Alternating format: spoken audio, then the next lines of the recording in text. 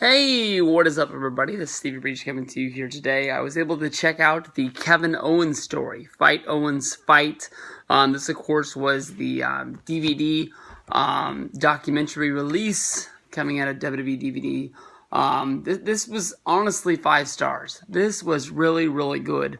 I can honestly tell you the only thing that might be negative about the documentary is that it might have been just a little bit too short. But then I realized that the only reason why it's too short is how long Kevin Owens has been in the WWE NXT developmental program. This guy basically shot through NXT and then got right onto the main roster, having matches against guys like John Cena, winning the Intercontinental Championship, winning the Universal Championship in the matter of basically 2 years. This guy has done just about everything there is to do, and there's only more to come.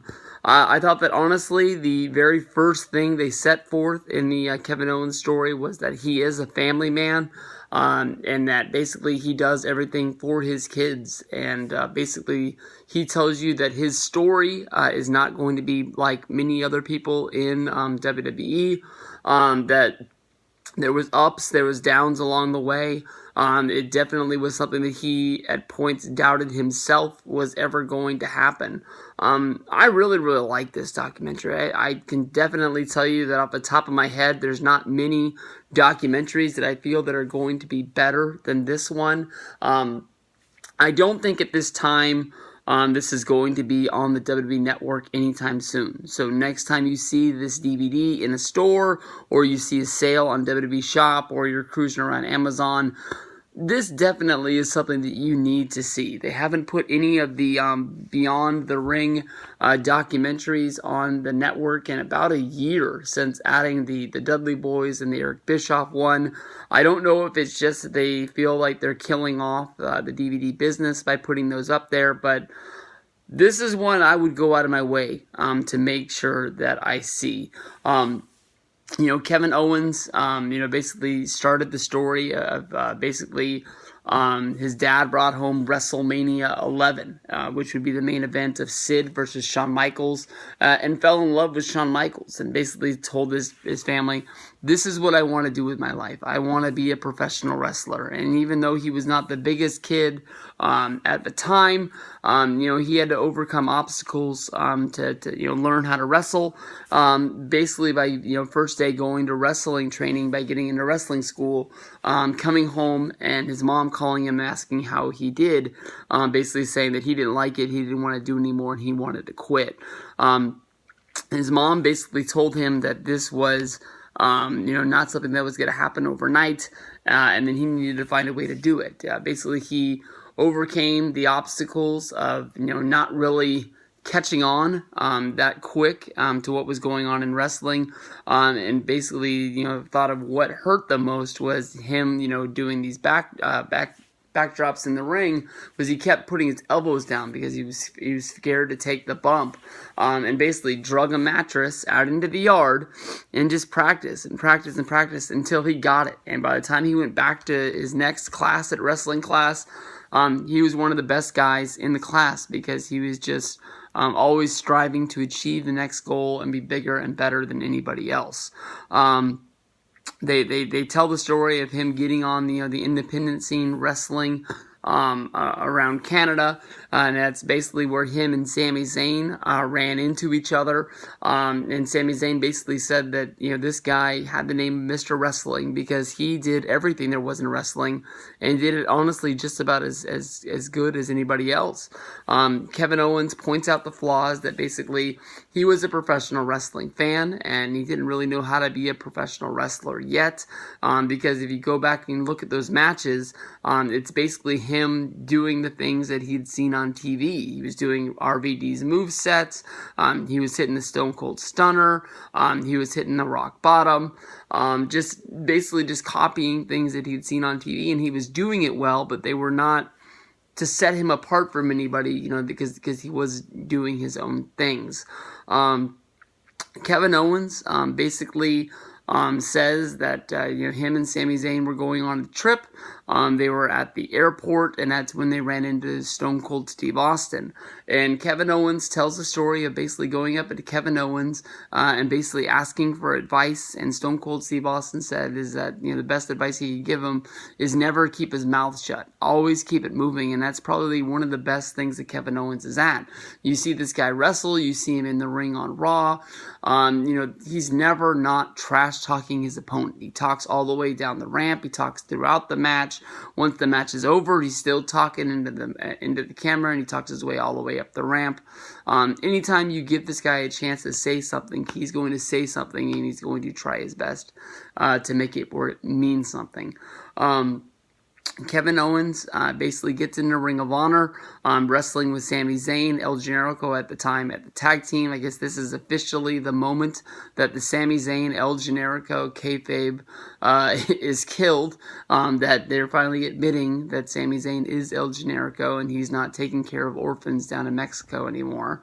That's not the biggest earth-shattering news of all time, but it is honestly the first time I've seen this, put out there. I mean, even when Kevin Owens was on the Stone Cold Steve Austin podcast years and years and years ago, he basically told the story that Sami Zayn wasn't El Generico, and wouldn't, connect the dots. When Stone Cold Steve Austin asked where Generico was, he gave him a really, really kayfabe answer about leaving wrestling behind.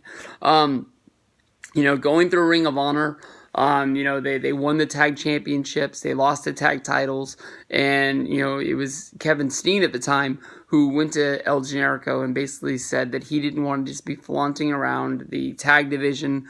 If he wasn't going to be the number one guys in the tag division, he didn't want to be it anymore, and that's when he set the table for him turning on El Generico.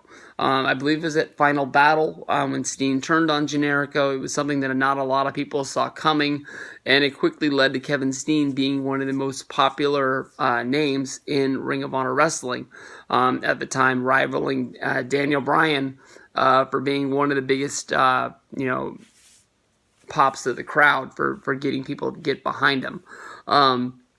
Owens, quickly shot through there. They had a really good, battle going back and forth.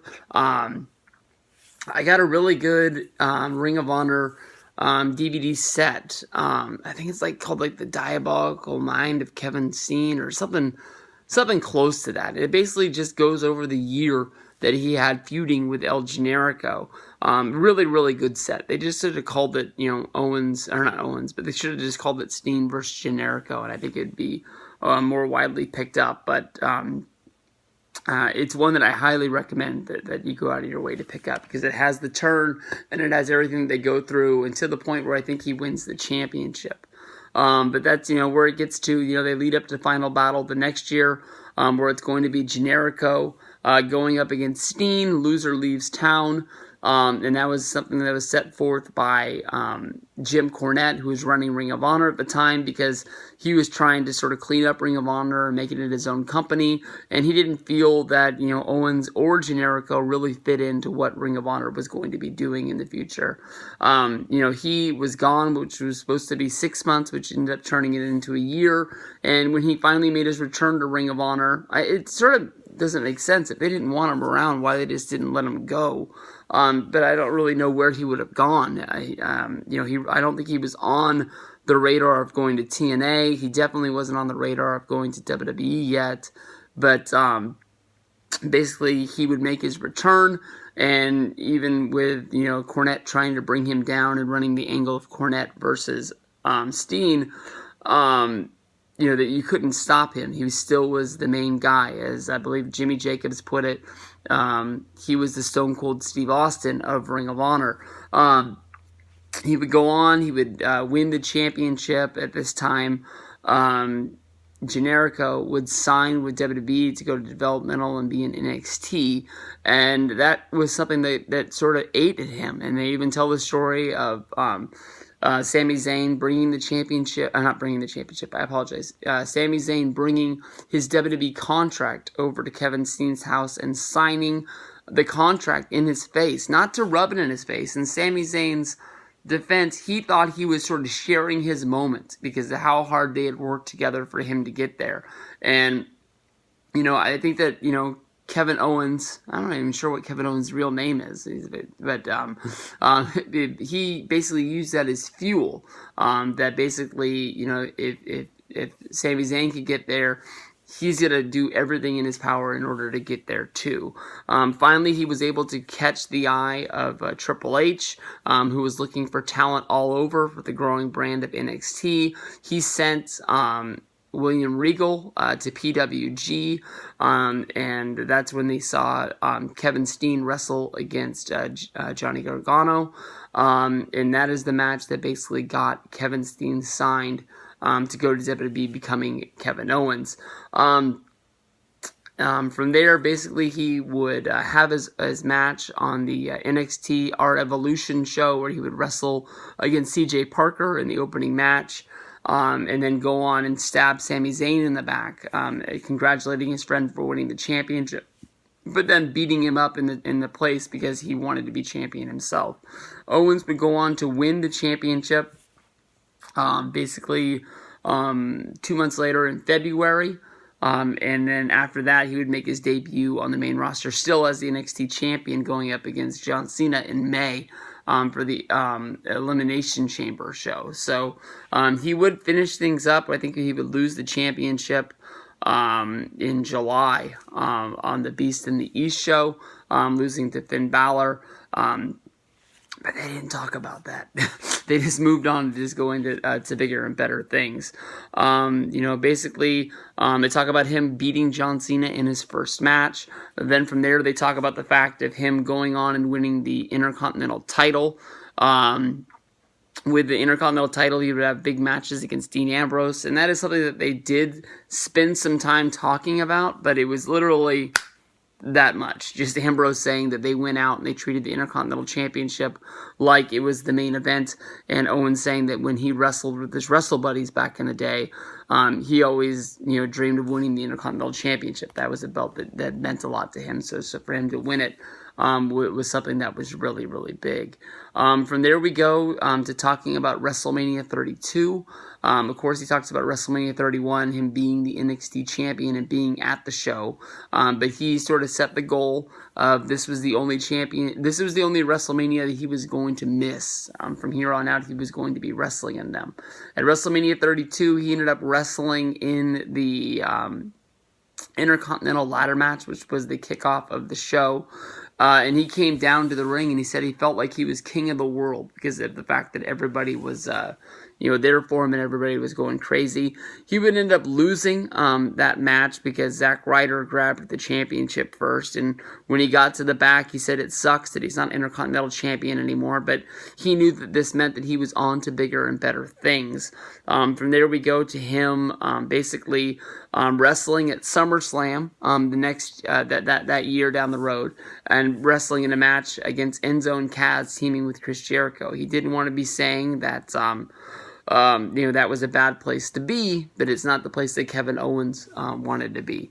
And he went and he said that he didn't want to be teaming with Jericho anymore. No diss to Jericho or anything like that, but just not the spot he wanted. And it just happened to be that on that same show, Kevin Owens caught a huge break because Finn Balor, who would win the Universal Championship wrestling against Seth Rollins, would suffer an injury, and that next thing leads to another, is that Owens found himself being the new Universal Champion. That is the point when they leave off on the documentary. Of course, for those who know, about a month ago, WWE released their first episode of WWE 365, which follows a wrestler for 1 year, and basically they started I think with SummerSlam and went all the way into the next year's SummerSlam with Kevin Owens.